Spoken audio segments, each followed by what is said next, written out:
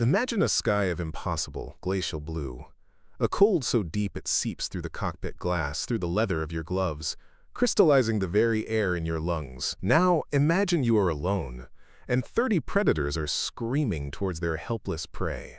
On January 11th, 1944, deep within the hostile heart of Germany, a single American pilot in a P-51 Mustang faced this very reality. Separated from his squadron, low on ammunition, he looked up and witnessed a swarm of 30 German fighters shredding a formation of B-17 bombers. Logic screamed, "Turn back." Survival instincts demanded retreat. Instead, he attacked. Alone. What unfolded in the next 30 minutes would not only earn him the Medal of Honor, but would burn a message of fear into the hearts of the Luftwaffe. Their reign over German airspace was over. This is the story of when Germany's finest fighter pilots first met the P-51 Mustang, and these are their own words about the moment they knew the war was lost. For the first 2 agonizing years of the American bombing campaign over Europe, the Luftwaffe operated with a strategy of chilling simplicity and brutal effectiveness. They would wait. It was a predator's game.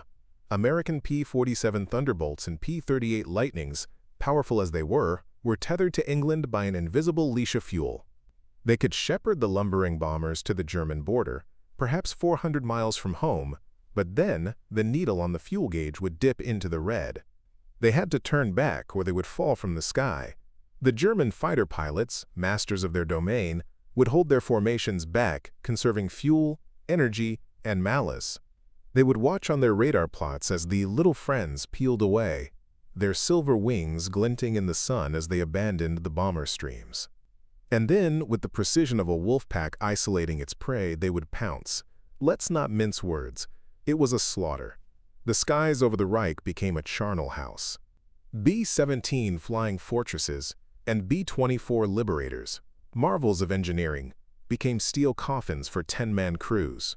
The air, thick with the black puffs of flak, was torn asunder by the cannon fire of Messerschmitts and Focke-Wulfs. Loss rates climbed to catastrophic levels. 10% on a single mission. 15. Sometimes, a horrifying 20%. Imagine that. Looking to your left and right, and knowing that 1 out of every 5 planes, 1 out of every 5 groups of your friends, wasn't coming home. The Luftwaffe aces, the *Experten, were racking up kill counts as if it were target practice, their aircraft noses painted with victory marks, each one representing a fallen bomber and its crew. But in the bleak, muddy winter of December 1943, something arrived in England. A machine born of an unlikely marriage, the heart of a British Rolls-Royce Merlin engine, placed within the sleek, revolutionary airframe of an American-designed fighter. It was a true Allied miracle, a fusion of legendary British engineering and the raw power of American mass production. It was a fighter that could fly farther, climb faster, and hit harder than anything the Luftwaffe had ever conceived of. The P-51 Mustang had arrived, and the pilots of the German Reich were about to face a challenge that would shatter their morale and break their backs. Let me introduce you to the 354th Fighter Group, forever etched in history as the Pioneer Mustang Group. They were the trailblazers, the very first unit to take the P-51 into the crucible of combat. Their inaugural mission, on December 1, 1943, was deceptively gentle. A simple fighter sweep over Belgium, a chance for the pilots to feel the power humming through the airframe, to understand the thoroughbred they now commanded. There was no contact with the enemy, no high-stakes drama. It was a dress rehearsal. But on December 13th, the curtain rose. 49 P-51 Mustangs of the 354th thundered off their English airbase and accomplished something that, until that moment, had been considered impossible. They escorted heavy bombers all the way to Kiel, Germany, deep, deep inside the Reich. Down below, Luftwaffe controllers scrambled dozens of fighters. The familiar radio chatter crackled with anticipation. The plan was the same as always. Let the fat bombers come. Wait for the little friends to run low on gas, and then begin the massacre. The German formations climbed to meet them, pilots scanning the skies waiting for that telltale sign of the escorts peeling off for home, except they didn't. The minutes ticked by. The coastline of Germany was far behind them. The bombers droned on towards their target, and the P-51s just kept coming. When the German fighters, bewildered but committed, finally lunged at the bombers, the Mustangs tore into them with a ferocity they had never witnessed. In the frantic, swirling dogfights that followed, those 49 P-51s shot down 15 German aircraft. But here is the data point that sent a shockwave through the Luftwaffe High Command. Not a single Mustang was lost. Consider the staggering implications. Brand new pilots flying a brand new fighter type in their first major combat engagement against seasoned, battle-hardened Luftwaffe veterans, and they achieved a 15-0 victory ratio. German squadron commanders, their voices strained with disbelief, sent frantic, coded reports back to headquarters. American fighters at 400-mile penetration. Repeat, American fighters over the target. The High Command didn't believe it. They couldn't. It had to be a catastrophic navigation error. Some freak tailwind. It was impossible. No Allied fighter possessed the legs to penetrate that deep, engage in combat, and still have the fuel to make the long journey home. But it wasn't an error. The P-51, with its revolutionary design and external drop tanks, had a combat radius of over 750 miles. Suddenly, a map of the Third Reich looked terrifyingly small. Berlin, the very heart of Hitler's empire, was now within reach. And for the pilots of the Luftwaffe, there was nowhere left to hide. Before the P-51 arrived in force, the average bomber loss rate over Germany hovered between a grim 5% and a devastating 7%. After the Mustangs began their relentless deep escort missions, that number plummeted to under 2%. The bomber crews felt it. They saw it. They could breathe again. The Luftwaffe knew it too. The balance of power in the sky had not just shifted, it had been shattered.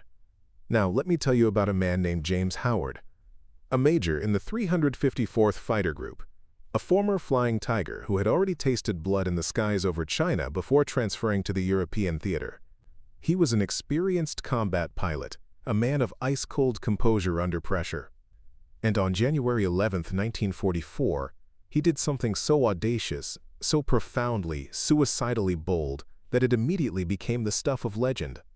On that day, Howard led 50 P-51 Mustangs, tasked with escorting 3 divisions of B-17 Flying Fortresses on a raid against Oschersleben, a vital hub of aircraft factories just 100 miles southwest of Berlin. The bomber stream was a breathtaking sight, a river of silver in the sky, over 600 B-17s and B-24s. And the Luftwaffe, desperate to protect its factories, was waiting for them. As the bombers completed their run, their bays empty and the ground below obscured by smoke and fire, they turned for home. That was the signal. German fighters hit them in waves. Focke-Wulf 190s, Messerschmitt 109s, scores of them, screaming in from all angles, their cannons blazing. They employed every tactic they knew to break the tight defensive formations of the bombers. Howard's squadron was assigned to a different bomber group, but as he scanned the chaos, he looked up and saw the 401st Bomb Group getting absolutely hammered. It was a maelstrom of tracers, smoke, and falling metal. At least 30 German fighters were swarming them, picking them apart one by one. In that split second, Major Howard made a decision. He keyed his radio, barked an order for his pilots to engage, and then he personally nosed his P-51 over and dove straight into the heart of the furball. What transpired next stands as one of the most breathtaking displays of individual heroism in the history of air combat. In the swirling chaos of the dogfight, the confusion of dozens of aircraft twisting and turning, Howard was almost immediately separated from his squadron. Suddenly, the sky was empty of friends. He was utterly, terrifyingly alone. One P-51 Mustang against more than 30 German fighters. And below him, hundreds of American bomber crewmen in their mortally wounded fortresses, their lives measured in seconds. If someone didn't do something, they were all going to die, so he attacked. For the next 30 minutes, an eternity in aerial combat, Major James Howard single-handedly fought an entire Luftwaffe formation. He became a blur of silver, a phantom of vengeance. He dove through their attack runs, his 6.50 caliber machine guns chattering, breaking up their firing passes just as they zeroed in on a bomber. He forced them to break off, to defend themselves against this lone, mad hornet. He was everywhere at once. Bomber crew witnesses, their voices a mix of awe and terror on the intercoms, reported seeing him perform impossible maneuvers.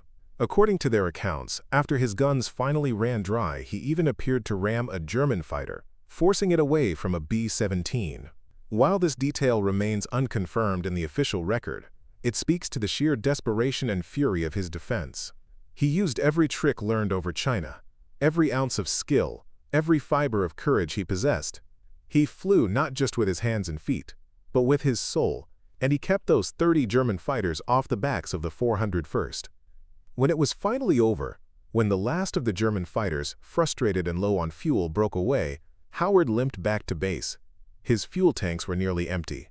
His ammunition was completely spent. His Mustang was likely riddled with holes. The bomber crews were screaming into their radios. Who was that guy? Who was that P-51 pilot? For days, nobody knew. It took the Air Force time to piece together the reports and identify him. He became known, reverently, as the One-Man Air Force. For his actions that day, he was awarded the Medal of Honor, the only fighter pilot in the entire European theater of operations to receive that honor for a single air-to-air combat mission. But the real impact, the one that truly matters for our story, was psychological. The Luftwaffe pilots who survived that encounter went back to their bases and spread the word. There was a new American fighter in the sky, and it was flown by pilots who were not just skilled. They were utterly fearless. They would not back down, even when alone. So now we arrive at the core of the matter. Beyond the statistics and the legends, what did Germany's finest fighter pilots, the *Experten, actually say about the P-51 Mustang? First, I want to clear up a famous, often misquoted myth. You've almost certainly heard the story about Adolf Galland, one of Germany's most celebrated aces, with 104 confirmed victories, and the commander of all Luftwaffe fighter forces. The tale goes that the head of the Luftwaffe, Hermann Göring, once apoplectically asked him what he needed to win the war.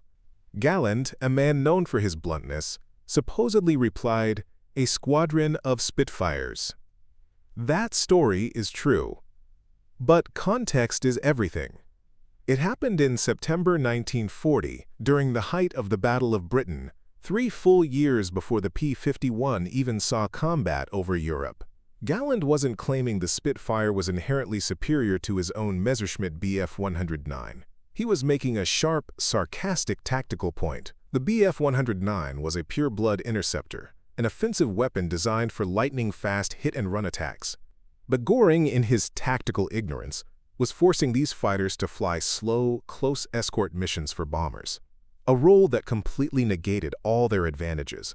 The Spitfire, being more maneuverable and a superb defensive fighter, would have been better suited for the foolish task Göring was demanding. In reality, Galland loved his 109, but when he and his pilots first encountered P-51s in the winter of 1943 and the spring of 1944, that was a completely different animal. The reaction wasn't sarcastic, it was one of dawning horror. Here's what made the P-51 so uniquely terrifying from the Luftwaffe's perspective. First and foremost, the range. With external drop tanks, the P-51 could make a round trip of over 600 miles. This gave it a combat radius of roughly 750 miles. Do you understand what that meant? Berlin was 600 miles from England. Munich, Vienna, Prague, every major city, every critical factory in the Third Reich was now within range of an American fighter escort. The Luftwaffe's entire strategy of waiting for the escorts to turn back was now obsolete. There was no turning back anymore. The hunters were now with the herd, all the way to the end. Second was its deadly combination of speed and altitude. The P-51D, the definitive version that began arriving in the spring of 1944, could cruise at a blistering 440 miles per hour and had a service ceiling of over 40,000 feet. It could catch nearly anything the Luftwaffe had, and it could fight effectively at any altitude, from the deck to the stratosphere. Yes, Late-war German marvels like the Focke-Wulf Ta-152 and the revolutionary Messerschmitt Me-262 jet fighter could match or exceed these performance numbers. But Germany, crippled by bombing and resource shortages, could not produce them in any meaningful quantity. For every one Me-262 that took to the skies, there were 100 Mustangs waiting for it. Third, and perhaps most terrifying for the German pilots, was its endurance to hunt. This was the detail that truly broke their morale. The P-51 wasn't just a fleeting threat. It could loiter. After escorting the bombers to their target, it could stay over Germany for 30, 45, even 60 minutes hunting. That meant Luftwaffe training schools, supply aircraft, planes sitting on airfields. Nothing was safe.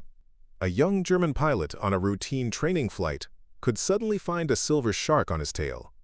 Johannes Steinhoff, a Luftwaffe general who flew 993 combat missions, survived being shot down multiple times and became a high-ranking officer in the post-war German Air Force, later called the Mustang the most dangerous opponent the Luftwaffe faced in the West.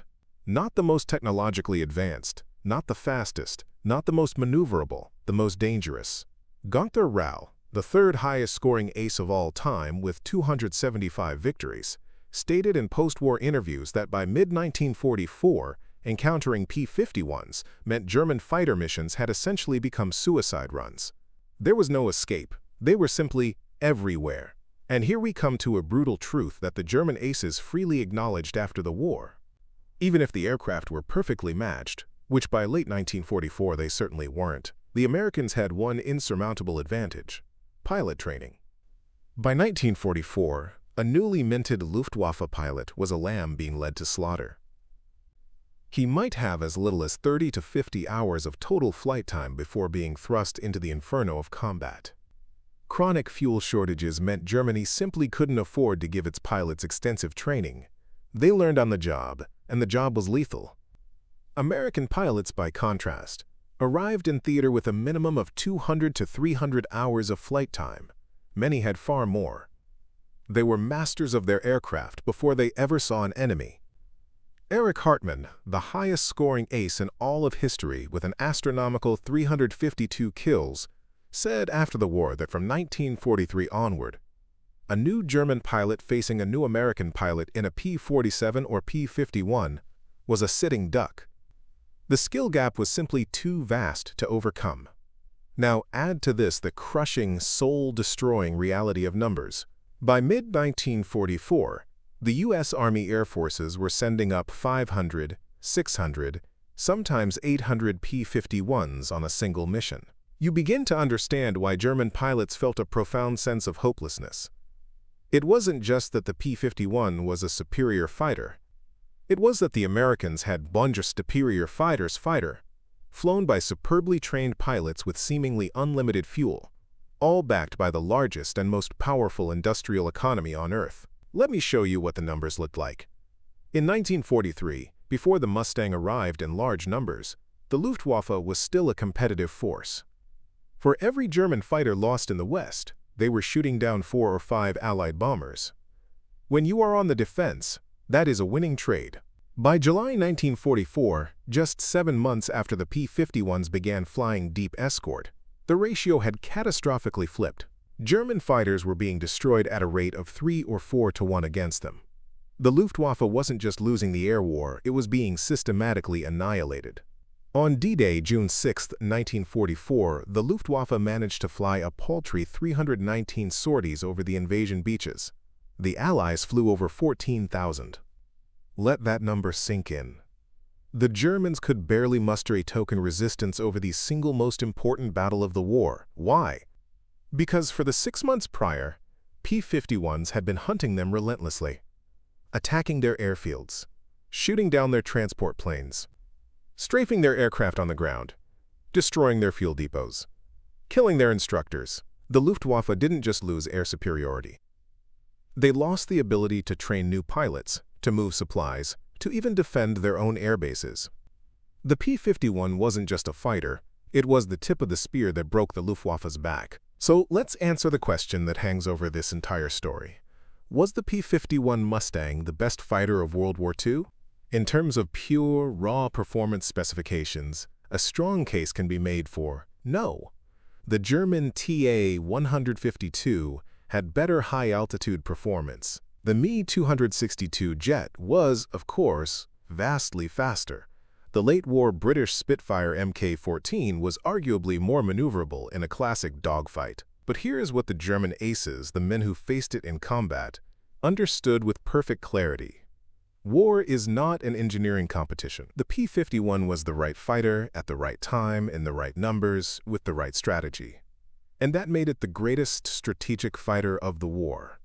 It was cheap to produce, costing about $50,000 per aircraft, compared to nearly $85,000 for a P-47 Thunderbolt. North American Aviation built over 15,000 of them. That's an average of 15 new Mustangs rolling off the line every single day once production ramped up. It was reliable. Pilots could fly it for hours deep into enemy territory and trust that its Merlin engine would bring them home. It was maintainable. Ground crews could refuel, rearm, and turn them around with incredible speed, keeping them constantly in the air. And most importantly, it had the range to do what no other Allied fighter could. Escort bombers to any target in Germany, hunt the Luftwaffe over its own airfields, and still make it home. The German aces knew this. They fought with incredible bravery. They scored kills against P-51s right up until the end of the war. Individual pilots like Erich Hartmann and Gerhard Barkhorn achieved victory totals that seemed superhuman. But they were fighting a rising tide with a bucket, and they knew it. The P-51 didn't win because it was invincible. It won because there were thousands of them, flown by well-trained pilots, backed by unlimited resources, and employed in a coordinated strategic campaign of annihilation that the Luftwaffe simply had no answer for. War isn't decided by which side has the single best weapon. It's decided by which side can produce, deploy, and sustain enough good weapons to overwhelm the enemy. And that is exactly what the P-51 Mustang did. When Luftwaffe aces first faced the P-51 in late 1943 and early 1944, their reactions ranged from shock to grudging respect to outright fear. They knew in that moment that the fundamental calculus of the air war had changed. Men like Galland, Steinhoff, and Rahl weren't cowards. They were among the greatest fighter pilots the world has ever seen. But even they could not overcome the tidal wave of American industrial might, superior pilot training, and the technological marvel that was the P-51 Mustang. In post-war interviews, in their memoirs, and in private conversations, these former enemies consistently said the same thing. The P-51 wasn't just another fighter. It was the weapon that broke their ability to defend Germany from the air. So the next time someone asks you what German fighter pilots thought of the P-51 Mustang, you can tell them this. They respected it. They feared it. And deep down, they knew that once it arrived in force, the air war had decisively, irreversibly turned against them. The P-51 Mustang didn't just win dogfights. It won the air war over Europe, and that made all the difference.